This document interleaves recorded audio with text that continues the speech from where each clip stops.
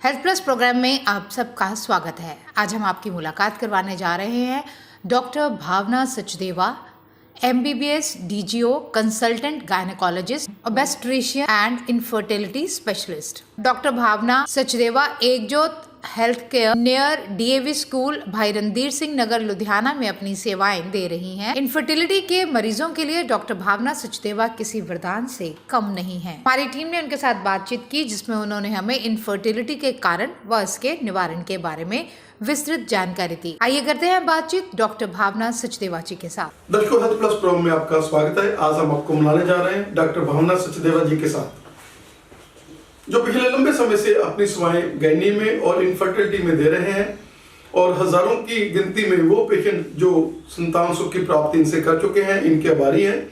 और आज हम बहुत मुश्किल से हमने डॉक्टर साहब का टाइम लिया और हम इनको कवर कर रहे हैं, इनके साथ बातचीत कर रहे हैं रिगार्डिंग इनफर्टिलिटी। डॉक्टर साहब का स्वागत है हमारे स्पेशल शो में। Thank you so much. Doctor Bhavna ji, आपने अपने जिंदगी का वो सफर, जब आपने ग्रेजुएशन की अपनी रोहतक मेडिकल कॉलेज से, कैसे आपने सोचा कि मैं इस फील्ड में हूँ, जो आज का एक बहुत बड़ा, जब आपने स्टार्टिंग की प्रैक्टिस उस समय पर इनफर्टिलिटी रेट तो उसका इनफर्टिलिटी का कम था, लेकिन लोग बहुत इसके लिए कॉन्शियस थे।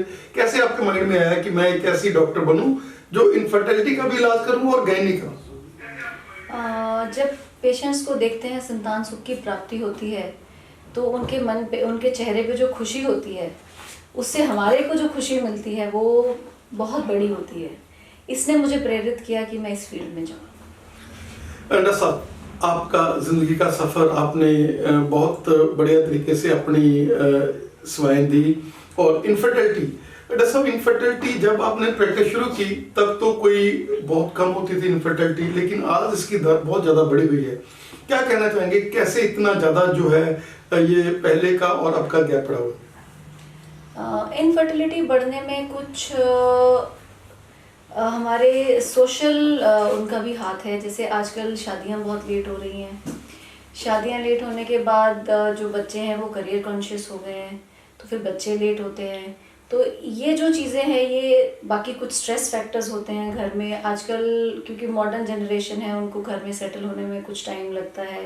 तो पहले फिर भी इतना स्ट्रेस नहीं था, लेकिन आजकल बिकॉज कैरियर ओरिएंटेड है, बाहर निकलते हैं, घर पे भी प्रॉब्लम होती है, तो स्ट्रेस फैक्टर काफ़ी हो जाता है।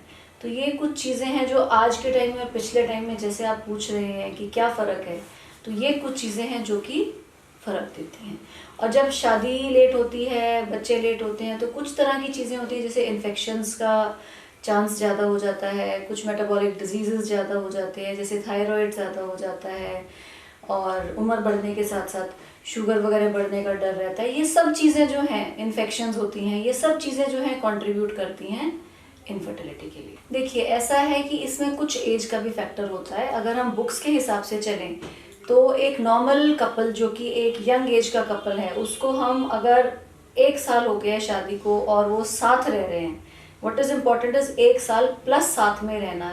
जैसे आप यूपी से आते हैं तो शादी होती है, वो शादी करके आ जाते हैं, लड़की साथ नहीं रह रही है, आप 1.5 साल बाद लेके आए हैं, दैट इज़ नॉट इनफर्टिलिटी। अगर उनको साथ में रहते हुए 2-3 महीने हुए हैं, दैट इज़ नॉट इनफर्टिलिटी। अगर आप 1 साल से ज़्यादा इकट्ठे रह रहे हैं बिना कोई कॉन्ट्रासेप्शन यूज़ किए और फिर भी प्रेगनेंसी नहीं हुई है, तो उसको हम कायदे से इनफर्टिलिटी डिफाइन करते हैं। बट कुछ लिमिटिंग फैक्टर्स भी होते हैं, जैसे कि अगर मान लीजिए शादी लेट हुई है, एक पेशेंट, एक कपल है जिसकी एज आपकी 33, 34, 35 है, उसको आप ये नहीं बोलेंगे कि आप 1 साल वेट कीजिए, because there is something like nature, एक कुदरती चीज़ है जो कि कैचअप कर रही है। उम्र बढ़ रही है, उम्र बढ़ने के साथ साथ प्रेगनेंसी का चांस घटता जा रहा है। ऐसा पेशेंट अगर आपके पास काउंसलिंग के लिए आता है कि उसको प्रेगनेंसी करनी है, तो आप ये नहीं कहेंगे वापस जाइए, आप उसको मॉनिटर, उसको चेक करेंगे, उसका सारा कुछ देखेंगे कि क्या क्या है, और जो आपको प्रॉब्लम मिलेगी उसका ट्रीटमेंट करेंगे। फिर उसके बाद आप डिसाइड करेंगे कि आपने उनको प्रॉपर इनफर्टिलिटी के लिए ट्रीटमेंट देना है, इनफर्टिलिटी की कैटेगरी में रखना है या नहीं रखना है। बट आपने उनको इन्वेस्टिगेट ज़रूर करना है। डॉक्टर साहब, आपके पास, क्योंकि आप लंबे समय से अपनी सेवाएं दे रहे हैं, आपके पास क्या क्या फैसिलिटीज हैं इस इनफर्टिलिटी के लिए? क्योंकि जब इनफर्टिलिटी होगी, पेशेंट ने आपको मिल लिए, दोनों हस्बैंड वाइफ, सबसे बड़ी बात यह है कि आप हमेशा के लिए लेडीज को नहीं कहते कि ये आप आए हैं तो आपका प्रॉब्लम है, आप हमेशा यही कहते हो कि दोनों हस्बैंड और वाइफ दोनों आने चाहिए, दोनों के टेस्ट होने चाहिए। आप दोनों के टेस्ट कराते हैं और फिर आप पहुंचते हैं उस चीज के ऊपर कि इनफर्टिलिटी है। अगर इनफर्टिलिटी हो जाए तो क्या क्या इसके उपाय हैं, और आपके पास जैसे आप लंबे समय से सेवाएं दे रही हैं अपनी, तो क्या कहना चाहिए? हम जो अपनी सेवाएं दे रहे हैं वो बेसिकली बेसिक इनफर्टिलिटी में दे रहे हैं। तो इसमें हम पेशेंट को ऑपरेटिव जो भी कोई प्रॉब्लम होती है उसको हम ट्रीट कर सकते हैं, और इन्वेस्टिगेशंस तो सारी करते ही हैं। जैसे पेशेंट हमारे पास आया, इनफर्टिलिटी है, सबसे पहले हम ये फाइंड आउट करेंगे कि कॉज क्या है इनफर्टिलिटी का।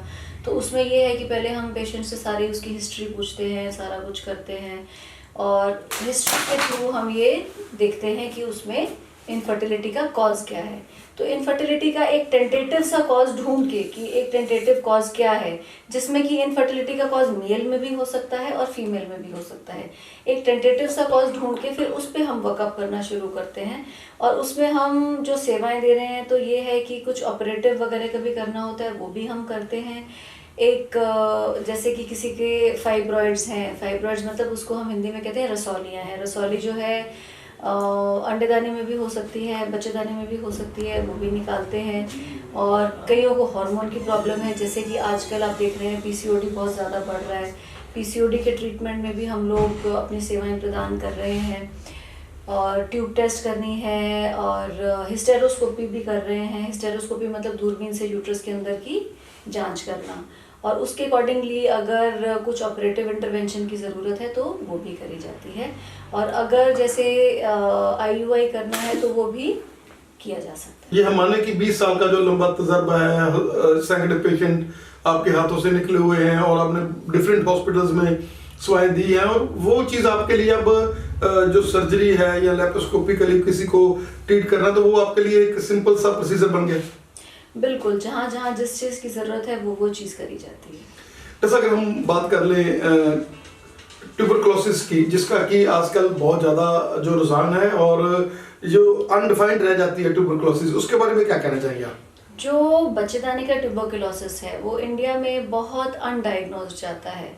इनफर्टिलिटी का एक मेजर कॉज है बच्चेदानी का ट्यूबरक्लोसिस, और उसकी तरफ जनरली डॉक्टर्स का तो ध्यान जाता है पर पेशेंट्स का नहीं जाता है। इंडिया में टीबी अभी भी इतने सालों के बाद भी, हालांकि एट बर्थ BCG वैक्सीन लगती है, बट उसके बाद भी, इतने सालों के बाद भी इंडिया में ट्यूबरक्लोसिस बहुत ज़्यादा है। आप मानिए करीब करीब हम सब में ट्यूबरक्लोसिस के कीटाणु हैं, बट वो दिखते नहीं हैं। दिखते तब हैं जब हम इम्यूनो कॉम्प्रोमाइज्ड स्टेट में चले जाते हैं। इम्यूनो कॉम्प्रोमाइज्ड स्टेट में स्ट्रेस फैक्टर का भी एक बहुत बड़ा हाथ है। बट ये है कि जो ट्यूबरक्लोसिस देखा गया वो जनरली जो लोअर क्लास है उसमें ज़्यादा देखा गया, मे बी बिकॉज उनमें जो लिविंग कंडीशंस हैं वो लोग बहुत क्राउडेड कंडीशंस में रहते हैं, अनहाइजीनिक कंडीशंस में रहते हैं, तो उनमें टीबी के कीटाणु ज़्यादा हैं। प्लस उनका जो खान पान है वो इतना हेल्दी नहीं है, तो उससे टीबी जो है दिखता ज़्यादा है। बट वो इस बात को डायग्नोज नहीं कर पाते हैं, और उसमें सबसे मेन बात है कि वो लोग जहाँ ट्रीटमेंट के लिए जाते हैं वो लोग जाते हैं छोटे छोटे सेंटर्स में या छोटे छोटे डॉक्टर्स के पास या दाइयों के पास, तो उनको नहीं पता चलता है उनको क्या प्रॉब्लम है। तो टीबी के लिए मोस्ट इम्पॉर्टेंट ये है कि हम पहले पेशेंट की हिस्ट्री लें, पेशेंट को बहुत अच्छे से एग्जामिनेशन दें, एंड फिर एक बेनिफिट ऑफ डाउट दे के उसका, अगर हमारे को लगता है टीबी है तो हम उसके लिए उनके कुछ पर्टिकुलर टेस्ट कराते हैं, जिसमें कि हमें बायोप्सी लेना एक बहुत इम्पॉर्टेंट टेस्ट है, और उस बायोप्सी के थ्रू, TB PCR टेस्ट के थ्रू, कुछ और टेस्ट भी होते हैं, उनसे हमारे को पता चल जाता है कि पेशेंट को टीबी है कि नहीं है।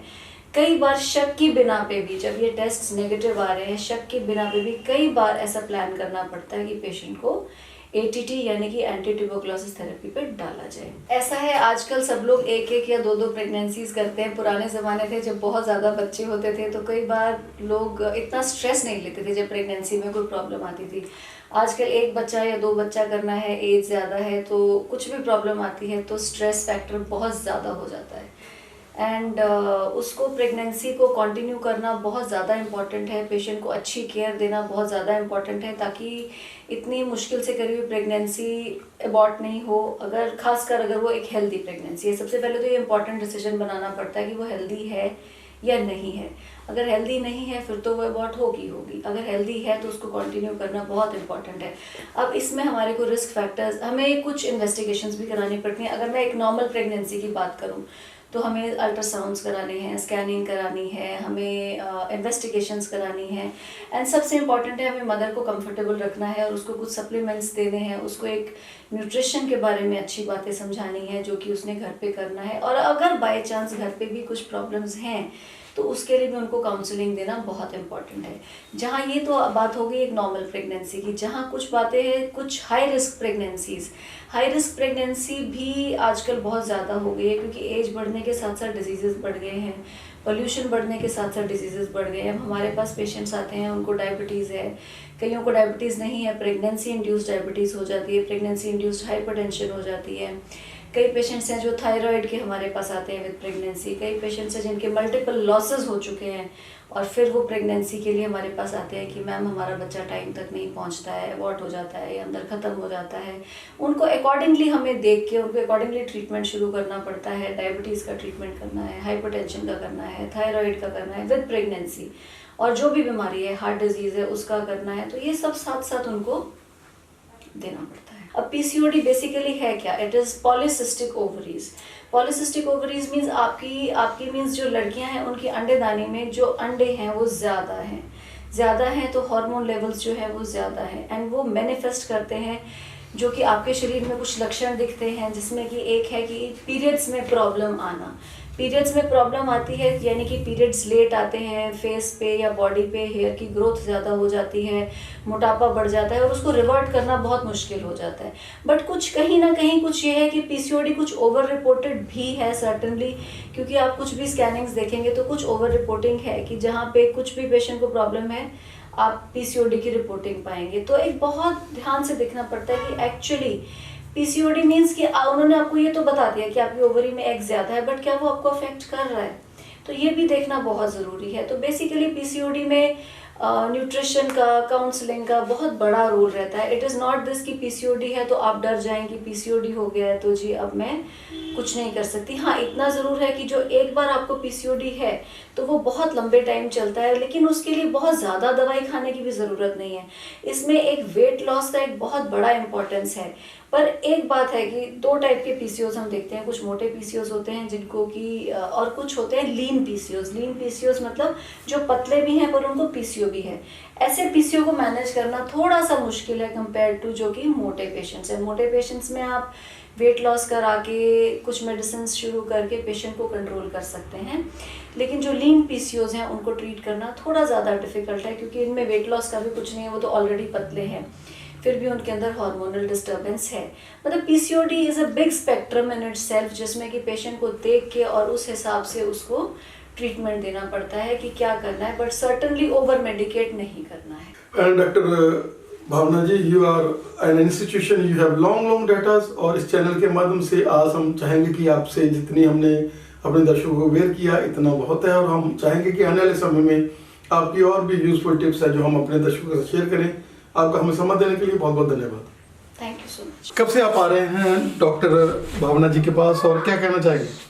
डॉक्टर भावना के पास काफ़ी साल हो गए हमें आते और इनका ट्रीटमेंट बहुत अच्छा है। और आपको क्या तकलीफ थी और कैसे इन्होंने आपको ट्रीट किया और आज आपने आपको नॉर्मल महसूस कर रहे हैं? एक्चुअली ना मेरी बॉडी में इन्फेक्शन बहुत थी और मेरा एच भी लो था। मैंने बाहर से ट्रीटमेंट लिया है 1 मंथ, मगर मुझे कुछ भी फ़र्क नहीं पड़ा। इनसे लिया मैंने 10 डेज़ हुए हैं, काफ़ी बेटर फील कर रही हूँ। और इनका रेफरेंस आपको कहाँ से मिला? नहीं, इनसे पहले भी मैंने ट्रीटमेंट कराया।